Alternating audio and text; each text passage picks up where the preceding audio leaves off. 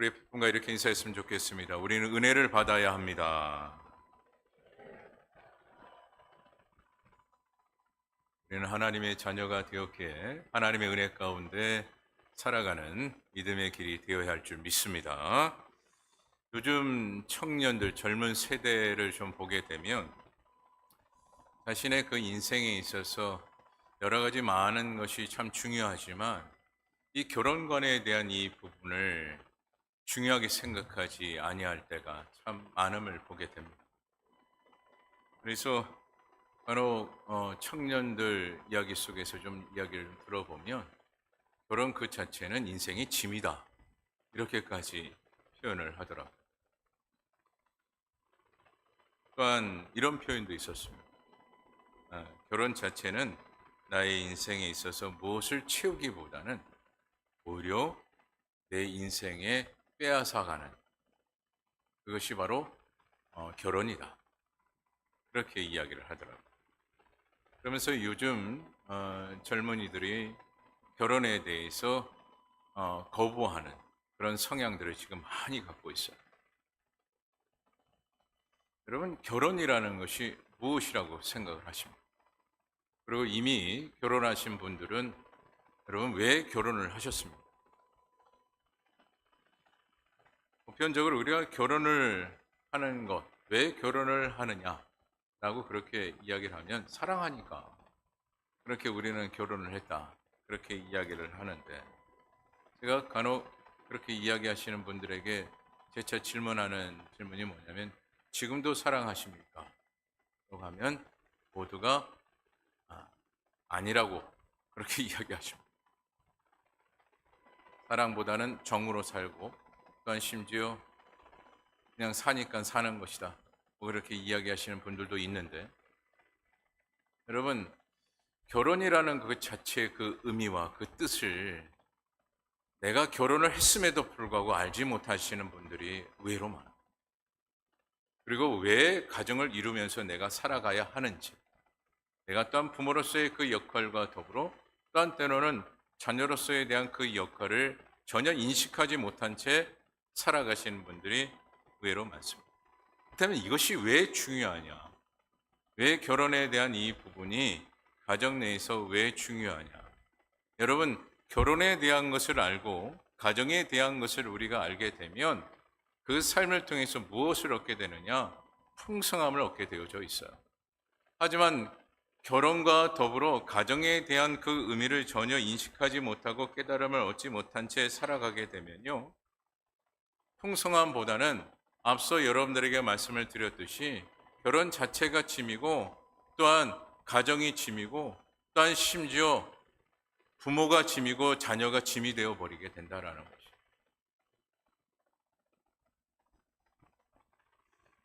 제가 결혼에 대해서 이런 말도 들었습니다.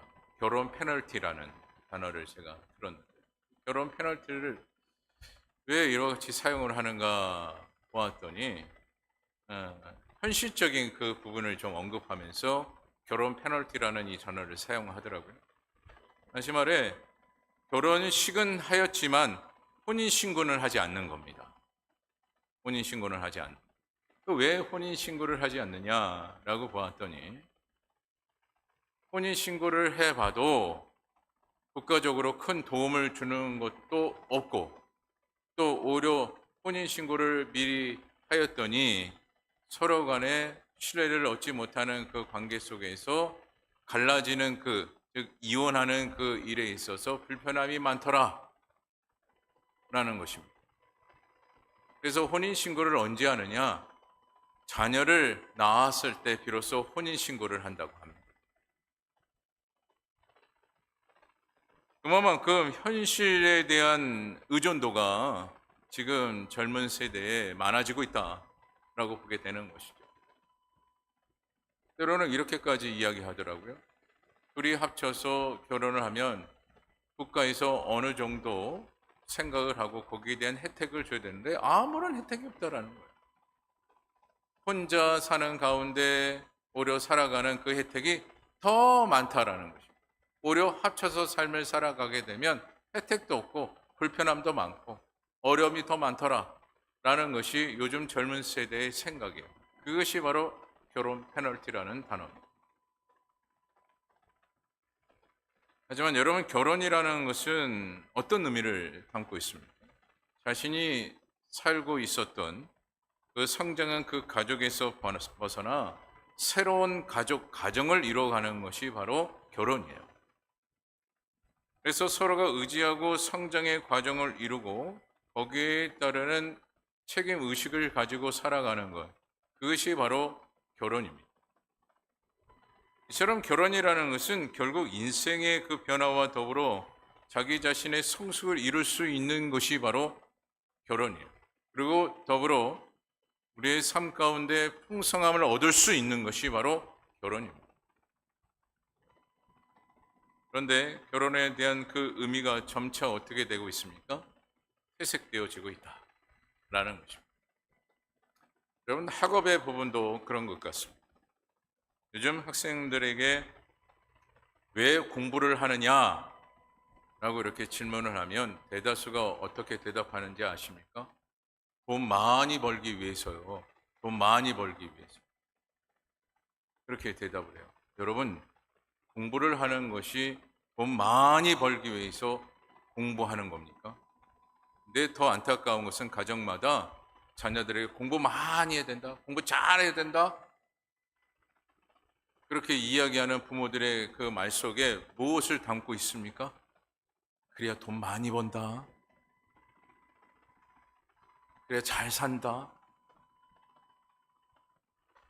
여러분, 공부가 그런 의미가 아니죠. 학업에 대한 그 부분이 그저 돈을 벌기 위해서 여러분 학업을 하는 겁니까? 공부를 하고 배우는 겁니까? 그럼 앞서 결혼도 마찬가지예요. 요즘 젊은 세대들도 결혼을 하는 그 과정 가운데 배우자를 선택하는 그 과정 속에 어떻게 이야기하는지 아십니까? 돈 많은 배우자, 돈 많은 배우자, 돈이 많은 배우자 만나는 것이 소원이래요. 이것이 결혼입니까? 그런데 중요한 것은 암암리의 가정에서도 뭐라고 이야기합니까? 야, 이 양 만나는 사람, 돈 많은 사람 만나라. 그렇게 이야기합니다. 이것이 결혼일까요? 또한 후반부에 얘기하는 것이 또한 그것이 학업이겠습니까? 우리는 잘못 가르침을 계속해서 주고 있고 또한 사회적으로도 그렇게 가르치고 있습니다. 참으로 안타까운 현실이고 그렇게 볼 때마다 참으로 씁쓸합니다. 이것이 인생이 아닙니다. 여러분, 그와 같이 살면 인생에 있어서 풍요로움을 얻을 수 있을까요? 풍성한 삶을 살아갈 수 있다라고 여러분 생각하십니까? 인생에 있어서 가지고 있는 그 인식 자체를 점차 사람들은 퇴색시키고 있습니다. 결혼이 얼마나 중요하고 또한 학업에 대한 그 부분이 얼마나 중요한지에 대한 그 부분을 전혀 인식시키지 못하고 오히려 퇴색시키고 있어요. 결혼을 통해서 얻어지는 그 풍성함과 또한 학업을 통해서 얻어지는 그 풍성함에 대한 그 부분은 전혀 없고 그저 현실에 집착한 그 생활권만 계속해서 주입시키는 그런 일들이 오늘날 우리의 사회 가운데 아니 또한 가정 가운데 일어나고 있다는 것이 지금의 현실이고 또한 지금의 큰 문제가 아닌가 보게 됩니다. 믿음의 생활도 그렇습니다. 주님께서 주의 백성들에게 주시는 특별한 풍성함이 있어요. 그런데 그것을 전혀 경험하지도 못하고 있고 또한 그 풍성함 자체도 전혀 인식하지 못한 채 신앙생활 하시는 분들이 의외로 많습니다. 그저 천국 가면 된다. 그리고 예수 믿고 내가 보호받고 어려움 없고 힘듦이 없고 그저 염려와 근심이 없고 걱정이 없으면 된다. 이런 신앙생활로 하고 있는 신앙생활의 그 생활을 인식하고 있는 성도님들이 의외로 많습니다. 여러분, 이와 같은 이 신앙생활로 인해서는 하나님께서 주시는 그 풍성함을 전혀 헤아리지 못하고 또한 그 풍성함을 누리지 못하는 생활이 되고 만다라는 거죠. 그렇다면 하나님께서 우리에게 공급해 주시는 그 풍성함이라는 것이 여러분 무엇이라고 생각을 합니다? 이 풍성함에 대한 이 부분을 오늘 본문의 이 말씀을 통해서 우리에게 답을 주고 계시는데, 오늘 특별히 예수님께서는 물을 포도주로 만드는 놀라운 사건을 보여주고 계십니다. 이 사건을 통해서 풍성의 개념을 담고 있는데, 근데 이 풍성함을 우리가 얻기까지 우리가 가져야 할 그 신앙의 자세와 더불어 신앙의 그 인식이 필요하다라는 얘기예요. 그것을 또한 오늘 말씀을 통해서 보게 되는데, 첫째로 우리의 인식이 달라져야 된다. 다시 말해 우리가 생각을 가지고 있는 우리의 모든 생각이 달라져야 비로소 하나님께서 공급해 주신 그 풍성함의 그 은혜를 누리게 된다라는 것입니다. 오늘 우리는 하나님의 자녀가 되었습니다. 하나님의 자녀가 되었다면 하나님의 자녀로서 있어야 될 그 위치와 더불어 또한 가져야 할 그 부분을 가져야 합니다. 다시 말해 갖추어야 할 것이 있다면 갖추는 자가 되어져야 한다라는 것이죠. 그래야만이 하나님의 자녀로서에 대한 도리를 해나갈 수가 있어요. 그런데 이것이 왜 중요하냐? 우리가 갖춰야 될 것에 대한 그 부분을 갖추기 위해서 노력을 하는 그 행함 속에서 우리는 우리의 자신에 있어서 부족함을 알게 되고 그 부족함을 채우기 위해서 노력하게 되어지는데, 그런데 그 모든 부분들을 하나님께서 아시고 채워주시는 하나님의 크신 은혜, 그것이 바로 풍성함이라는 거예요. 그래서 여러분, 오늘날 우리는 내 것만 보는 것이 아니라, 내 것을 보는 것이 아니라 무엇을 보는 자가 되어져야 되느냐? 주님을 바라보는 자가 되어져야 하고, 더 한층도 주님의 사역을 바라보는 자가 되어져야 한다라는 거죠. 즉, 내가 원하는 것을 먼저 바라보기보다는 하나님께서 원하시는 것을 바라보고 찾고 그것을 구하는 자가 되어져야 한다라는 것입니다. 오늘 혼인잔치를 보게 되면 예수님의 어머니가 나오게 됩니다. 근데 이 예수님의 이 어머니 마리아는 이 혼인잔치에 손님으로 왔습니다. 손님으로 온 가운데, 근데 중요한 것은 이 혼인잔치에 이르러 포도주가 떨어지는 것을, 포도주가 다 떨어진 것을 이 마리아가 발견을 하게 되죠. 그래서 포도주가 없다라는 것, 이 자체를 먼저 우리가 좀 살펴보게 되면, 이 포도주가 당시 없다라는 것은 잔치를 그만두겠다라는 의미와 더불어 그 잔치가 망한다라는 그 개념까지 바로 담겨져 있어요. 그것이 바로 포도주가 없다라는 그 뜻입니다. 그러면 우리나라에서도 제가 전라도 지방에 좀 가봤을 때, 그 잔치가 벌어지면 꼭 빠지지 말아야 할 그 음식이 있다라고 제가 들었어요. 그것이 뭐냐면 바로 홍어가 들어가는 그 음식, 그 홍어 무침, 뭐 홍어회, 뭐 기타 홍어로 들어가는 음식이 반드시 있어야 된다라는 그런 이야기를 좀 제가 들었습니다. 그래서 잔치집에 만약에 이 홍어 음식이 없으면 손님을 홀대하고, 그리고 손님도 참 섭섭해 한다라는 그런 이야기를 좀 들었습니다. 이처럼 오늘 본문에 나타난 이 혼인잔치에도 포도주가 바로 그와 같은 그 역할이에요. 만약에 포도주가 없다 그러면 손님들을 홀대하는 것이고, 그러므로 인해서 그 잔치 자체는 큰 의미를 갖지 못하는 그런 일이 되고 맙니다. 그래서 포도주가 항상 채워져 있어야만 했습니다. 그런데 포도주가 없는 것을 지금 누가 발견했습니까? 지금 마리아가 발견을 했는데, 근데 마리아는 어떤 지금 신분으로 온 겁니까? 그 잔치에 손님의 신분으로 왔어요. 그래서 포도주가 있든 없든 신경 쓸 위치가 아닙니다. 마리아의 입장에서는. 그런데 더구나 지금 마리아는 그 포도주가 없다라는 것을 누구에게 말하고 있습니까? 예수님에게 지금 말하고 있어요. 여러분, 우리가 일반적으로 포도주가 없다라고 하면 그 잔치를 열고 있는 주인장에게 말하는 것이 맞지 않습니까? 근데 지금 마리아는 예수님에게 포도주가 없습니다라고 지금 이야기하고 있어요. 그리고 지금 예수님이 지금 포도주가 없다라는 그 말을 듣고 뭐라고 말씀을 하십니까? 본문 4절입니다. 우리 본문 4절 말씀 다 같이 한 목소리로 함께 읽어보도록 하겠습니다. 본문 4절입니다. 시작.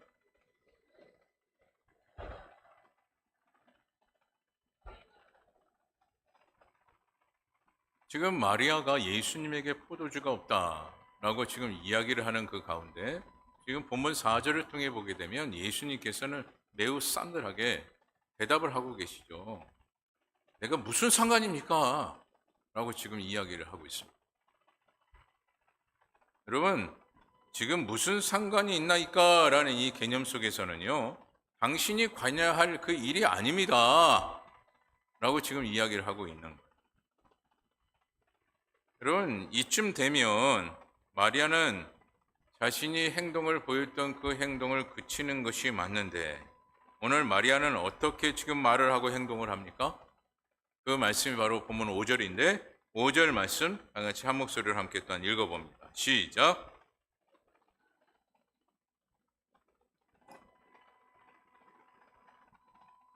아멘.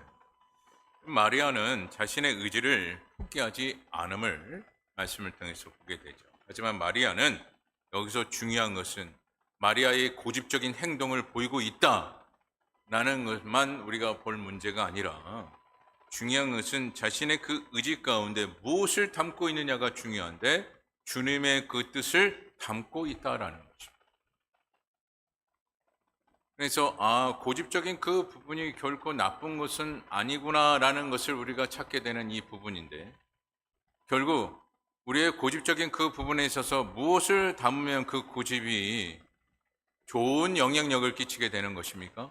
주님의 그 뜻을 담음. 여러분, 어떤 모임이든 간에 그 모임의 공동체 속에서 간혹 자신의 생각을 반드시 관철시키려고 하는 분들이 있습니다. 여러분, 그와 같이 관철시키려고 하는 그런 의지를 보이고 있는 것이 여러분 무엇이라고 생각을 합니까? 자신의 뜻이 다 옳다라고 생각을 하고 있기 때문에 그와 같이 자신의 의지를 계속해서 고집을 부리면서 이야기를 하고 있는 것이죠. 그런데 중요한 것은 그곳에 하나님의 뜻을 담고 있는 최선의 노력이라고 한다면 좋은 결과와 더불어 하나님께서 오히려 좋은 것을 채워주시는 은혜를 베풀어 주신다라는 것이죠. 그것을 또한 오늘 본문의 말씀을 통해서 보게 되어지는 것입니다. 제가 예전에 심호를 하던 교회에서 제가 담당했던 그 지역에 이런 기도 제목을 불러놓은 적이 있습니다. 한국교회와 세계 선교를 위해서 힘을 다하여 함께 기도합시다. 참 좋은 기도 제목이 아닙니까? 그런데 그 기도 제목을 딱 내놓았더니 한 분 권사님이 저에게 그렇게 이야기를 하시는 거예요. 목사님, 우리 교회부터 힘을 다해서 기도해야 되는 것 아닙니까? 라고 반문을 하듯이 그렇게 저에게 이야기를 하셨던 분이 계셨습니다. 이렇게 이야기하셨던 이분이 한 2개월 동안 갑자기 교회를 안 나오시는 거예요. 전화도 받지 아니하시고. 그래서 어느 날 전화를 받길래 아니 왜 교회를 안 나오십니까? 라고 이렇게 말씀을 드렸더니 이렇게 말씀을 하시는 거예요. 목사님, 저는 교회가 나의 생각과 맞지 않아서 이제는 교회를 떠나는 겁니다. 라고 그렇게 이야기를 하셨어요. 당시 담임 목사님과 더불어 제가 3번이나 권유를 하고 권면을 드렸는데 그분은 자신의 생각, 그 고집적인 그 생각을 전혀 깨닫지 못하고 자신의 생각에 우선을 두었기 때문에 권면을 드려도 받아들이지 못하고 결국 교회를 떠나고 마셨습니다. 여러분, 신앙생활에 있어서 고집도 필요하나? 중요한 것은 우리 자신의 생각이 우선입니까? 하나님의 생각이 우선입니까? 신앙생활에 있어서 나의 생각이 우선이 아니라 하나님의 생각이 우선이 되어져야 올바른 신앙생활이 되어지고, 그와 같은 그 신앙생활로 인해서 비로소 하나님께서 우리에게 공급하시는 그 풍성한 은혜가 임하게 되어지는 것입니다. 그래서 우리 자신의 생각도 너무나도 중요하지만 더 중요하게 우리가 생각해야 될 것은 하나님의 그 생각과 더불어 하나님의 그 뜻, 그 하나님의 섭리를 더 우선을 두고 우리가 신앙생활하는 것이 너무나도 중요하다라는 것이죠. 오늘 이와 같이 마리아가 자신의 고집적인 그 부분도 있었으나 중요한 것은 하나님의 그 뜻을 마음에 담고 행함을 보였다라는 것이 너무나도 중요한 거예요. 그에 따르는 그 결과를 또는 오늘 말씀을 통해서 보게 되어지는 것이죠. 그리고 둘째로 새롭게 시작할 때 풍성한 은혜가 임하게 된다라는 것입니다. 무엇으로 시작할 때요? 새롭게 시작을 할 때. 여러분, 말씀을 보게 되면 포도주를 변화시킨 재료가 물이라고 우리는 볼 수 있는데, 물을 떠나서 도구가 반드시 필요했습니다. 그 도구가 뭡니까? 돌 항아리였습니다. 근데 중요한 것은 돌 항아리에 물이 있었습니까? 없었습니까? 물이 없었어요. 그래서 본문 7절을 보게 되면 이렇게 말씀합니다. 예수께서 그들에게 이르시되 항아리에 물을 채우라 하신즉 아기까지 채우니. 그냥 채우라가 아니라 어디까지 채우라고요? 아기까지 가득 채우라라는 거예요. 넘칠 때까지 채우라, 가득 채우라는 거죠. 그 항아리에는 무엇이 없었습니까? 물이 없었습니다. 하지만 새로운 물을 채우도록 예수님께서 명령을 하시고 아기까지 채우시는 그 명령을 하인들에게 예수님께서는 말씀을 하신 것이죠. 그래서 여러분, 이 말씀을 통해서 우리가 먼저 깨달아야 될 그 부분이 있는데, 당시 여러분 돌 항아리에 물이 담겨져 있다라는 것을 보게 되면 그것은 어디에 사용이 되어져 있느냐? 유대인들의 바로 결례예요. 다시 말해 유대인들의 결례라는 것은 유대인들의 정결 의식을 이야기합니다. 그래서 그것에 물을 담아 놓으면 그 물로 정결하게 몸을 씻을 때 사용하는 그 물로 사용했던 그 물이 바로 돌 항아리에 담겨진 물이었습니다. 그런데 지금 그 물을 예수님께서 무엇으로 변화시켰습니까? 포도주로 변화시켰다라는 거예요.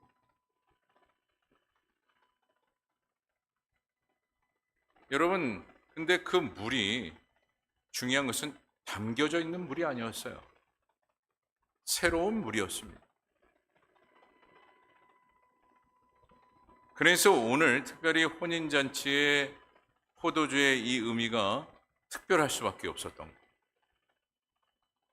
여러분, 마가복음 2장 22절에 보게 되면 포도주에 대한 그 부분을 말씀을 통해서 언급하는데 이렇게 말씀을 하시죠.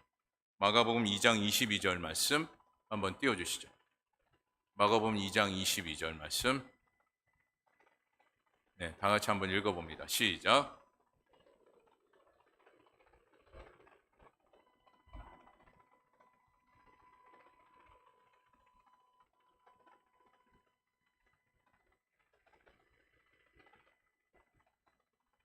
아멘.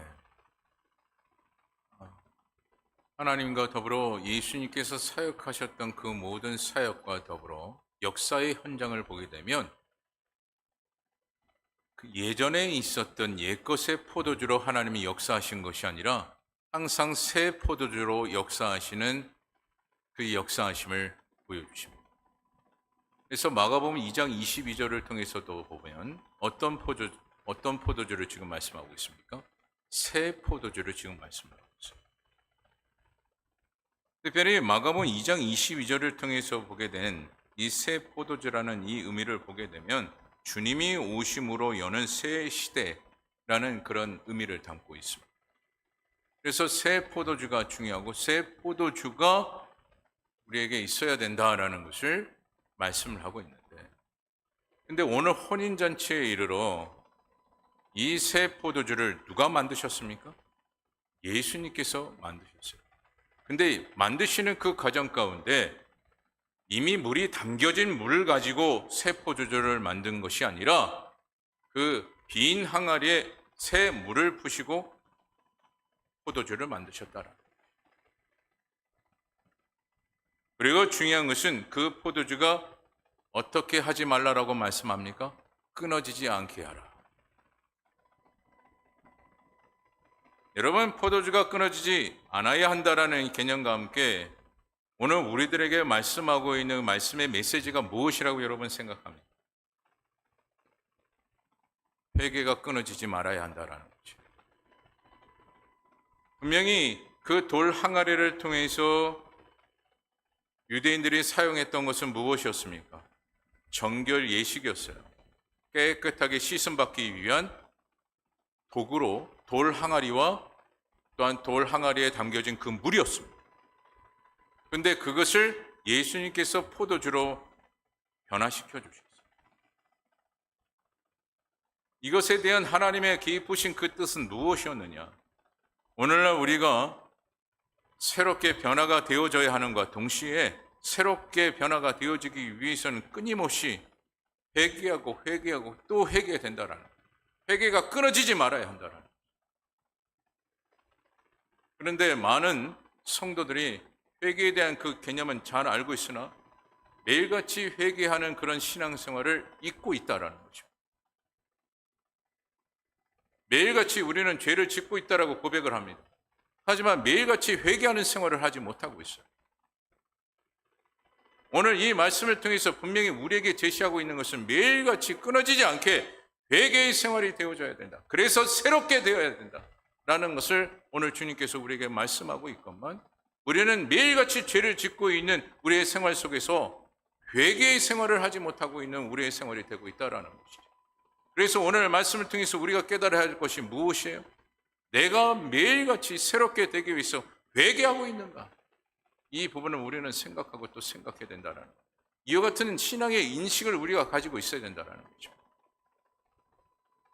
그래서 우리 양육 훈련을 오래 받고 있는 우리 훈련생들도 매일같이 훈련을 하는 그 과정 가운데 무엇을 하고 있느냐? 회개 노트를 지금 쓰고 있어요. 열심히 하고 있는지는 모르겠는데 매일같이 회개 노트를 쓰도록 지금 계속해서 훈련을 하고 있습니다. 무엇 때문에 그 같은 훈련을 하는 겁니까? 새롭게 되기 위해서. 우리는 새롭게 되어야 하기 때문에. 또한 하나님께서 이와 같이 말씀을 하셨기에 우리는 새롭게 되기 위해서 끊임없이 회개하고 회개하는 자가 되어져야 한다는 거죠. 그리고 이와 같이 우리가 회개를 한다는 것은 여러분 무엇을 의미합니까? 주님께서 우리를 인정하신다라는 거예요. 우리가 회개해야만이, 새롭게 되어야만이 주님께서 우리를 하나님의 자녀로 인정하시고 그리하여 우리에게 어떤 은혜를 주셔요? 풍성한 은혜를 주시는. 자, 그 말씀이 오늘 본문 10절인데 우리 본문 10절의 말씀을 다 같이 한 목소리로 함께 읽어보도록 하겠습니다. 본문 10절입니다. 시작.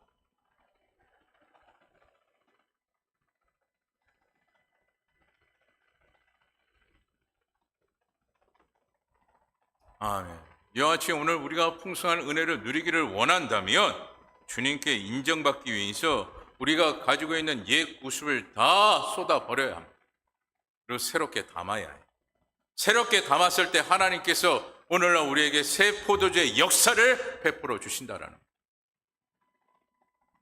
이미 담겨져 있는 그 옛 구습으로는 하나님께서 포도주가 변하는 놀라운 역사 보여주지 않으십니다. 풍성한 은혜 기대할 수 없습니다. 그 옛 구습을 다 쏟아버리고 새롭게 우리는 채워가는 자가 되어졌을 때 하나님께서 포도주를 변화시키는 놀라운 역사를 베풀어 주시는. 그래서 여러분 기억하십시오. 옛 포도주로는 하나님의 역사가 일어나지 않습니다. 여러분 오늘 저와 여러분 모두는 정말 소망을 갖기 위해 회개의 눈물로 우리에게 주어진 바로 돌 항아리, 그 돌 항아리, 그 눈물로 채워갈 수 있는 저와 여러분들이 되어 하나님의 역사를 경험하는 주의 백성들이 다 되어지기를 간절히 바랍니다. 마지막 셋째로 믿어야 풍성한 은혜를 받습니다. 오늘 본문을 보면 수종 들었던 종들은 알았다라고 했습니다. 그런데 중요한 건 아는 것으로 그쳤어요. 그런데 오늘 본문 11절을 여러분 한번 보시기 바랍니다. 우리 본문 11절 말씀 다 같이 한 목소리로 함께 읽어봅니다. 본문 11절입니다. 시작.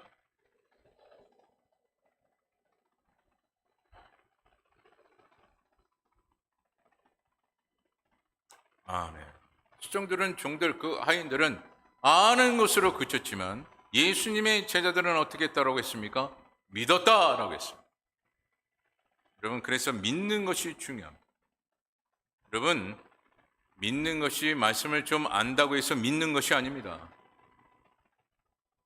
그것은 믿음이 아닙니다. 여러분, 믿음이라는 것은 먼저 예수님을 하나님의 아들로 인정하는 것과 동시에 그분의 말씀을 철저히 순종하고 그대로 순종의 삶이 되어졌을 때 비로소 우리는 믿음이라 그렇게 이야기할 수 있는. 그래서 누군가가 예수를 믿습니까? 라고 우리가 이야기를 했을 때 네, 나는 그분의 말씀대로 살겠습니다. 라는 그 고백이에요. 그리고 나는 그분의 말씀대로 살고 있습니다. 라고 하는 것이 믿습니다라는 그 고백입니다.